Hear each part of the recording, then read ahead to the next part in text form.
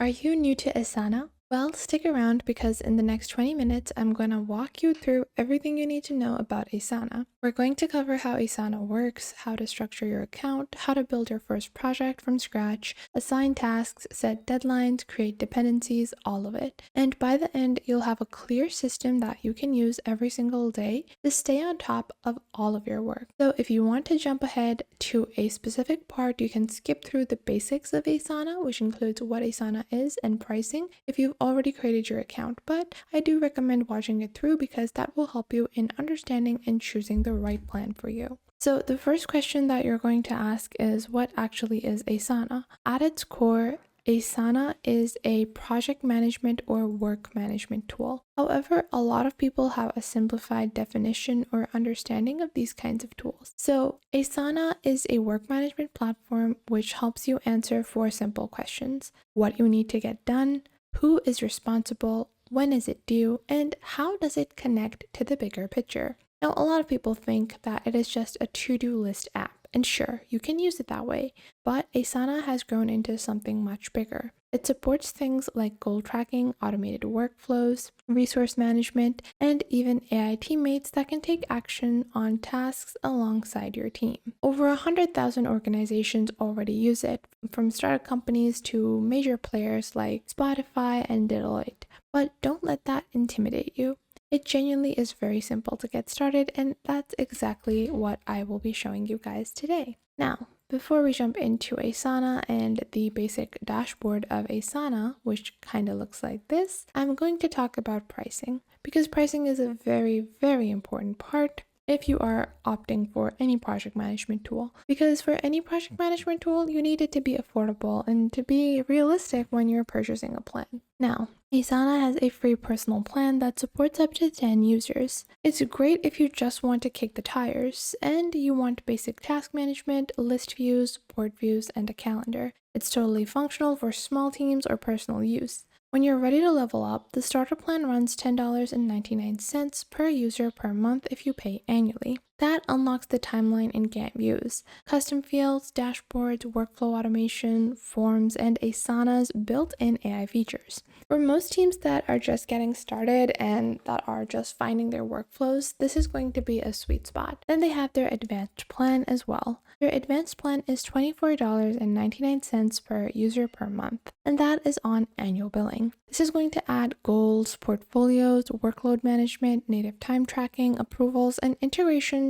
with other tools like Salesforce and Tableau. So they also have an Enterprise and Enterprise Plus tier, which is going to be custom priced for larger organizations that need SSO, data residency, compliance features, and dedicated support. My personal recommendation is to start with the free plan or the starter plan, and then you will know what you need more. Don't overthink it. It's a very simple tool and can help you in getting started very simply. You don't need to dive all in and buy the advanced plan when you're getting started, or you need to purchase the starter plan. You can even get started with the free version. So now let's actually take a look at Asana's dashboard. I've already signed on to Asana, and you can register on Asana simply by using your email address. It's not complicated at all. You sign up with your email address. You can sign up with Google, Facebook as well for a quick and easy sign up. Now, this is the actual tool, and once you log in, the first thing you're going to see is your toolbar on the left, and this is your command center. At the top of the sidebar, under the Work tab, you're going to find your home screen. This gives you a quick snapshot: tasks that are due soon, projects that you're active on, goals you're tracking, and people you're collaborating with. Think of it as your daily launchpad. Below that, you have your inbox. So in your inbox, you're going to find notifications that you get from Asana. When someone comments on a task you're following, when a task gets completed, when a status update is posted, you're going to find all of that in your inbox. After that, you have a My Task section as well. Now, this is the list that you're going to be visiting every single day. This is your personal task list, every single thing that is assigned to you across every project, all in one place. This is the screen that you should be checking every morning, and we're going to do a deeper dive later. Now, further down, you're going to find your projects and your portfolios. This is your basic work section.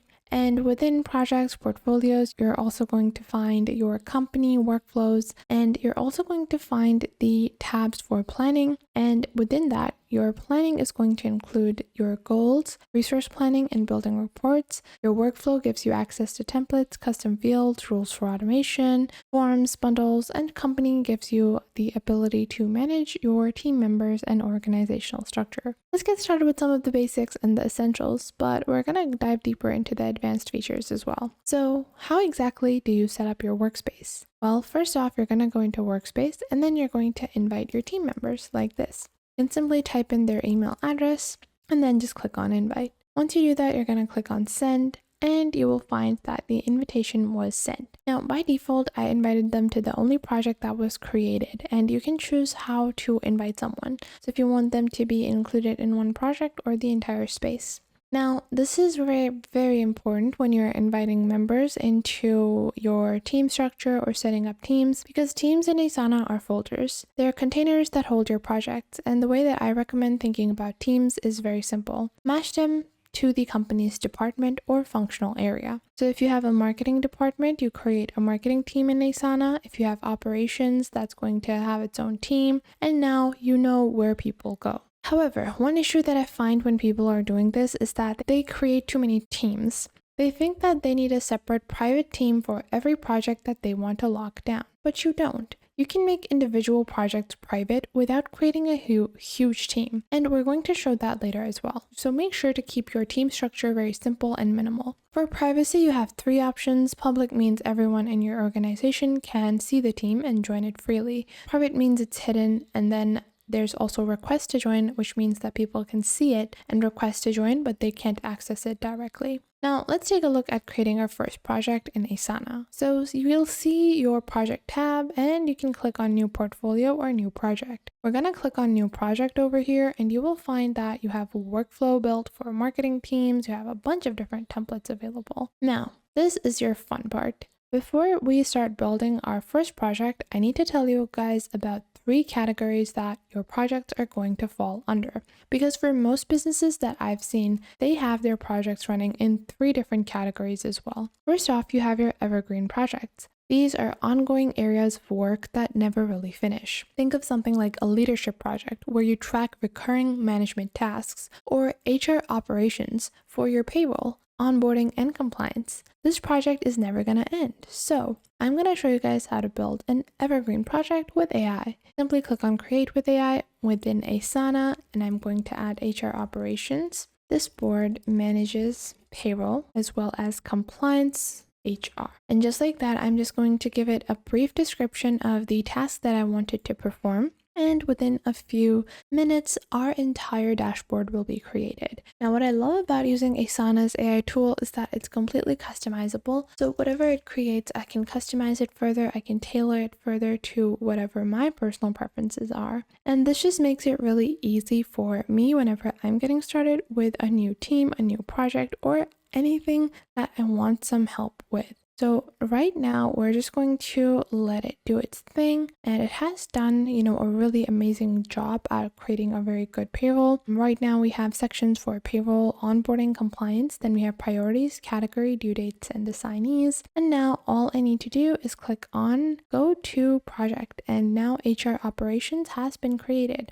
I can further customize this as well, so we can do that if we want, but I think this looks pretty good, and I personally do like the overall structure, priority, and categorization. But if you have more information that you want to add, click on Add Field, and you can actually add the field as well. So you can add people. Let's say I want to add the employee name, employee ID. I can add that as well. Let's say I want to add employee name, and then click on Create Field, and then we can add the employee. And if you don't want it to be a selectable field rather than and convert it into a direct text field, I can add that as a simple text file and then name the column employee name, and people can manually put in the names of the employee records that they are working on. So this is just a basic example of an evergreen project. Next up, there are process or workflow projects. These are set up like a pipeline. Tasks move through stages. A design request board, for example, where requests are going to flow from new to in progress to review to done. It's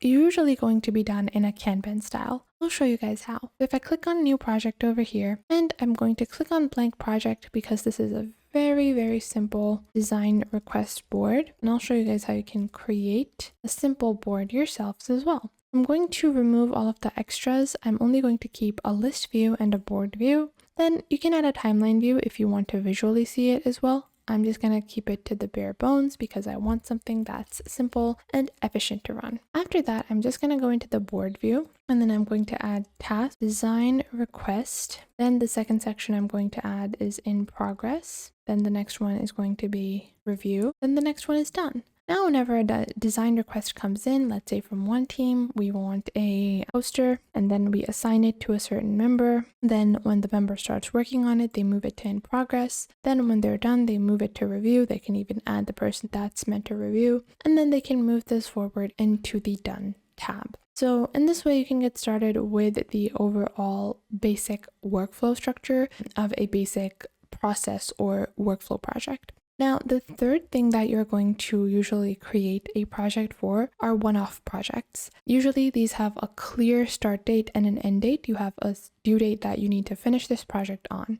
For example, planning a project launch, executing a client engagement, or organizing a company event. When the work is done, you archive the project and that is it. So knowing which type of project that you're building helps you choose the right layout and the right structure. And you can just click on the plus icon and then proceed with building your project and organizing it as well. Now, let's say we're going to build our final project style, which was our one-off project. So we're just gonna click on create. And then this is going to be, let's say we're creating a separate project for a company event management. And then we're just going to set this up with AI quickly. And then I'm going to show you guys some other things that you need to take care of whenever you're creating projects. So right now it's creating this project for me. And once the basic project is set up, I need to make sure that I am setting up the visibility properly. So you have different levels of visibility within projects as well. You can make it visible to your entire organization. You can make it private so only invited members can see,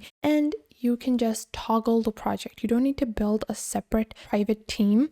Let's say this is a surprise event that we're setting up. So I don't need to create a separate team for this. What I would simply do is I would click on this project over here. I can click on edit project settings. And then below that, we have dependencies. We also have scheduling as well. Then if I click on the general project information, you guys can see that we can manage the project permissions as well, and then we can make it private. You can also set up the colors and icons you want to use, as well as copy the link and duplicate it for later as well. Now, you can always add more views later. I like to keep everything simple, so I do prefer keeping the number of views that I have to the ones that I'm actually using. However, you have Gantt, calendar, board, notes, workloads, files, workflows, messages, dashboards, and overviews. So you have quite a few different ways that you can add your project information. Now, moving on with organizing your sections and your milestones. It's really important to give your project structure. So the way that you can do this is by creating a goal or a milestone. You can usually group logical tasks into categories or phases. Let's say if we are going to be doing a website redesign. So I can have that structured into 4 phases, which is discovery, design, development, and then launch. So you can add this in the sections rather than having these basic sections. Let's say this board is going to be website redesign. I'm going to change this board up a bit to show you guys exactly how. Now I'm just going to add that over here. Now you guys can see that I'm going to change this to discovery and kickoff, which is going to be the first task or the first number of tasks. Then after that, we have design, which I'm going to add over here as our second section. So rather than moving the tasks through the sections, I'm just going to add dedicated tasks to dedicated sections. This gives you a different kind of view. This is not going to be your basic pipeline. Instead, you have this categorization, which is really helpful as well. Personally, I like all of these types of layouts. Depends on the type of task that we are performing. So you guys can see now we have all of these different sections. Now within each section, I can identify the major deadlines or the key deliverables and add that deadline or deliverable. So in phase 1, I might create a milestone that is called kickoff meeting. In phase 2, I might have client approval, mockups. In phase 3, I can have QA sign off. In phase 4, I can have website is live. So you can convert a task into a milestone as well. Let's say for our design, we have client approval of mockups. And then once I have this particular task, I can move this task over here. And you guys can see within my project, I can add any dependencies. We have activity. Then on your top right, we can like it, attach files, create subtasks, as well as copy the task. And further, again, we can move this and draft it into subtasks and add our tags for this as well. So everything becomes very efficient once you know a good workflow and you understand the importance of your workflow. Now, before we dive deeper into creating boards and systems, we need to understand how a task is structured. So you can open up a task like this and we have a short little description, but if you open up the complete thing, this is what it looks like. Your task has a description, which is going to be the instruction of the task. So how should the task be done? What does the person that's doing the task need to do? If there are any details like they need to have certain access, they can add that access over here. Then you have subtasks, which are going to be the broken down steps that a person can take to complete the larger task. Then we have the assignee, which is the person responsible for completing the task. You have your due date. Then you have attachments. This is going to be under your paperclip icon. Utilize attachments as much as you need because these are very important and very helpful. And then you have comments at the bottom of your task. This is where you have the conversations about a specific piece of work. You can ask questions, share updates, give feedback, and all of it is tied directly into the task. No more losing context in email chains. Everything is where it's supposed to be. Now, after that, you can create dependencies. Let's say I have my first task in design and discovery, which is to create mockups. And then I can assign this to a person as well. Now, I can't give the client the mockups until the mockups are created. So what I'm going to do is I'm going to proceed with creating dependencies. So in my create mockups task, I can click on add dependencies, client approval. Now, this is going to blocked by or is blocking. So creating mockups is blocking the task called client approval of mockups because I can't send out the mockups for approval until they are created. We can set up these dependencies and connect your work so everyone knows where your hiccups are, how everything flows. Now, this is how our basic task looks. One thing that I recommend is to have some daily habits whenever you're building your project on Asana. So whenever you're setting up everything, it's really important that you break down your Asana experience and have a few different habits that are going to ensure that your workflow stays updated. So the first thing you're going to do is check your My Task section every morning because it's really important that your tasks are updated. And if anything new is assigned to you, you are checking and knowing if these new things need updates, and you can build the rest of your schedule accordingly. After that, you have your inbox. The inbox is where Asana sends you notifications. So if anything new is happening, you're going to be notified over there. And this is all you need to know about the foundations of Asana. It's basic, simple, and it keeps you on track for any project. So here's what I would suggest as your next step. Pick one real project on your team and build it out in Asana. Don't try to move your entire company into Asana in one day. Start with just one project, and once you realize how easy the workflow is, it's going to be a very quick and easy shift. Now, I hope you guys enjoyed this video, and if you did, make sure to leave a like and subscribe, and comment down below which one of Asana's features are you most interested about. Thanks for watching, and I'll see you in the next.